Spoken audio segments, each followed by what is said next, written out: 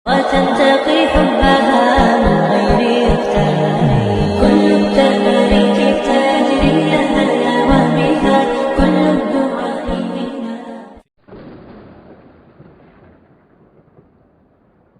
Assalamualaikum warahmatullahi wabarakatuh. Apa kabar Kofizen semuanya? Semoga kita selalu dalam lindungan Allah Subhanahu wa taala. Kofizen semuanya, kenapa akhir dari seorang Soekarno begitu tragis?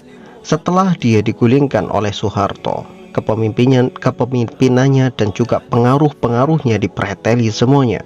Kemudian Soekarno ditempatkan di satu rumah yang dijaga dan juga dia tidak bisa keluar kemana-mana, menjadi sebuah tahanan. Ketika Soekarno menjadi tahanan, Soeharto menjadikan Soekarno seperti orang yang dia biarkan begitu saja, hanya diberikan makan, hanya diberikan minum, tapi tidak pernah diperdulikan tentang kesehatannya.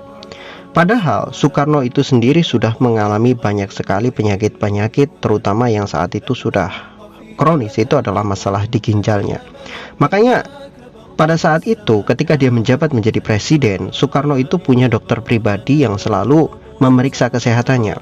Setelah dia tidak menjadi presiden dan menjadi tahanan rumah oleh Soeharto, semua dokter-dokter yang dulu mendampingi Soekarno itu dinonaktifkan semuanya, dan Soekarno dibiarkan begitu saja. Bahkan di akhir hayatnya Soekarno itu, mohon maaf, foto terakhirnya itu terlihat badannya mengembung seperti, ya mohon maaf ya, ini bukan mengejek atau menghina, tidak, tetapi ini sebuah foto terakhir dari Soekarno sebelum beliau wafat. Itu seperti mengembung, badannya ngembang kayak balon gitu. Itu menandakan bahwa sebetulnya darah yang sudah beredar di tubuh Soekarno itu sudah bercampur dengan air kencing dan lain sebagainya, karena tidak mendapatkan perawatan disebabkan kerusakan ginjal yang begitu parah. Ini menunjukkan bahwa Soekarno itu dibiarkan begitu saja oleh Soeharto untuk mati. Memang benar Soeharto tidak menghukum mati atau tidak mengeksekusi Soekarno, ya, mengingat jasa Soekarno begitu banyak dan dia juga termasuk pahlawan yang memerdekakan negeri kita Indonesia. Tetapi perilaku Soeharto di akhir kehidupan dari Soekarno dengan tidak memberikan perawatan yang layak kepada Soekarno, di mana Soekarno sendiri sudah menderita penyakit yang sangat kronis, itu seperti hukuman mati, cuman lebih menyakitkan karena Soekarno dibiarkan begitu saja menderita dengan penderitaan yang begitu panjang tanpa ada perawatan, dibiarkan mati sedikit demi sedikit, dan itu sangat menyakitkan sekali. Kalau kita merasakan, mohon maaf, orang yang sudah merasakan bagaimana ginjal itu rusak, kemudian darah itu bercampur dengan air kencing, maka minum sedikit saja itu tidak bisa keluar dari air kencing. Mohon maaf, pipis itu kan nggak bisa karena ginjalnya rusak, jadi tidak ada air kencing. Darah itu bercampur dengan air kencing, itu rasa sakitnya sangat luar biasa. Nah, apalagi kalau kita bayangkan sakit yang dirasakan oleh Soekarno pada saat itu, sampai badannya begitu mengembang seperti itu, apa yang beliau rasakan, maka sungguh yang nggak terkira gitu kan rasa sakitnya. Dan itu dibiarkan begitu saja, perlahan-lahan, mati secara perlahan. Itu yang dilakukan Soeharto terhadap Soekarno. Ya mohon maaf Kofizen semuanya, memang betul seorang muslim itu dari segi pandangan kacamata hadis Rasulullah SAW, apapun yang menimpa seorang muslim, kalau dia bersabar maka menjadi pengampunan dosa, menjadi kafaroh bagi dia. Kalau dia bersabar, dia menerima semua takdir dari Allah Subhanahu wa taala, bermuhasabah, istighfar, meminta ampun kepada Allah Subhanahu wa taala, maka semua yang dia rasakan dari rasa sakitnya akan menjadi pengampunan dosa. Bahkan sampai hanya sekedar tertusuk duri sekalipun, kata Rasulullah SAW, itu adalah kafarah, itu adalah pengampunan dosa dari Allah Subhanahu wa taala kepada seorang mukmin, kepada seorang yang beriman. Nah, untungnya Soekarno adalah orang yang beriman.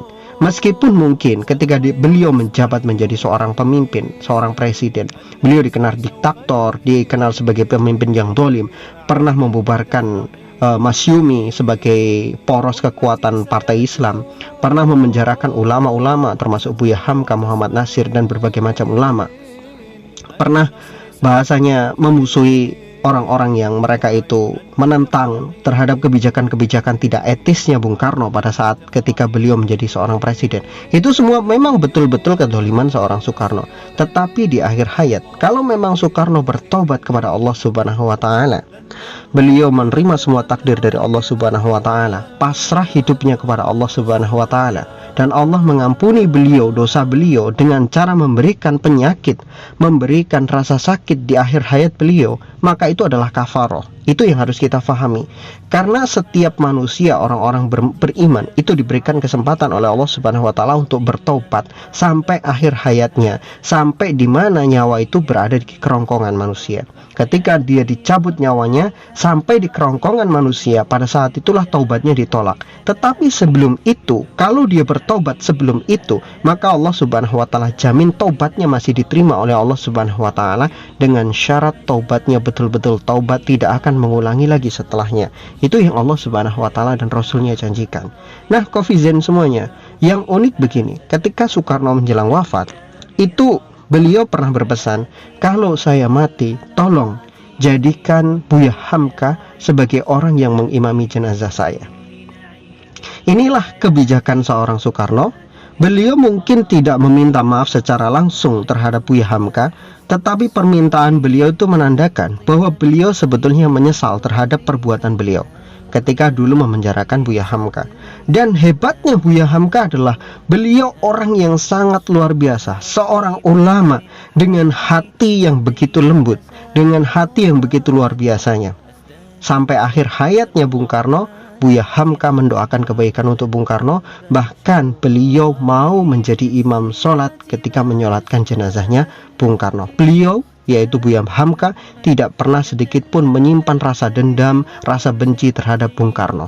Beliau memaafkan semua apa yang sudah dilakukan oleh Bung Karno terhadap beliau, kedoliman-kedoliman beliau ketika beliau menjadi seorang presiden. Luar biasanya, ulamanya hebat, pemimpinnya juga mau mengakui kesalahannya dengan meminta Buya Hamka sebagai imam ketika beliau nanti wafat, mengimami jenazahnya. Itu sebetulnya bentuk perminta maaf, tetapi tidak secara langsung. Nah, Kofizen semuanya, apa yang terjadi dengan Bung Karno itu berbeda dengan apa yang terjadi dengan sosok Mustafa Kamal Atatürk.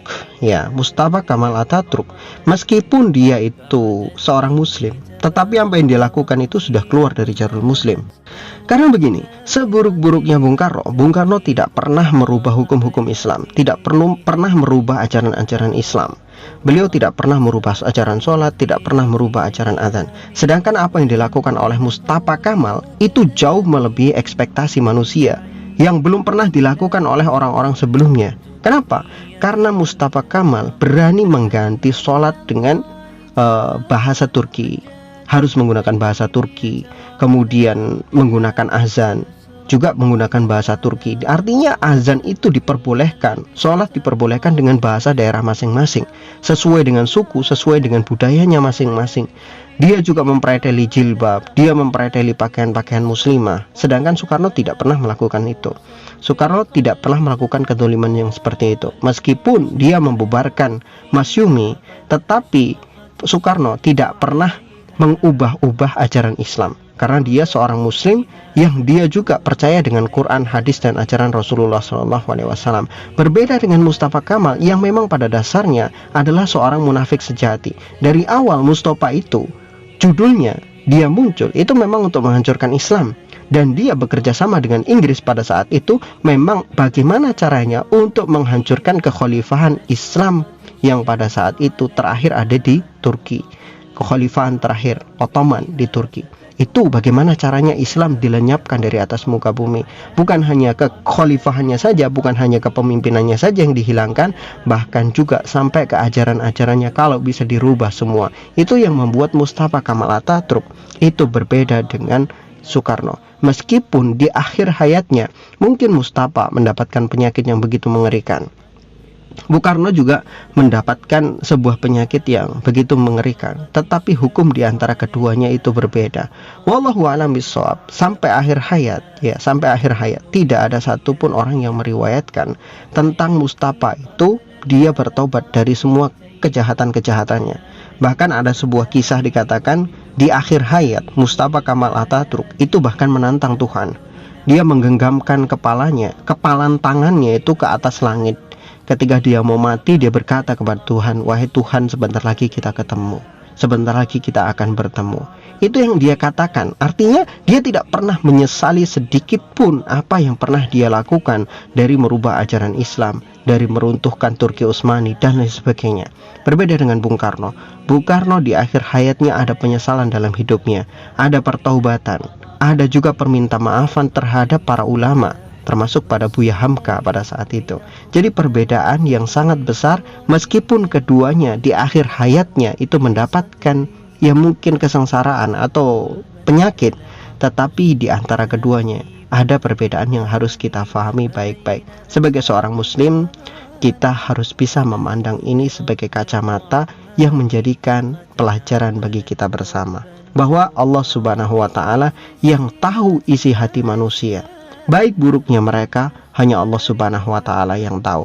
Tetapi akhir dari kehidupan mereka harus dijadikan pelajaran bagi orang-orang setelahnya, supaya tidak mengikuti apa yang sudah mereka lakukan, supaya kita tidak mendapatkan akhir yang sama seperti mereka. Itu saja.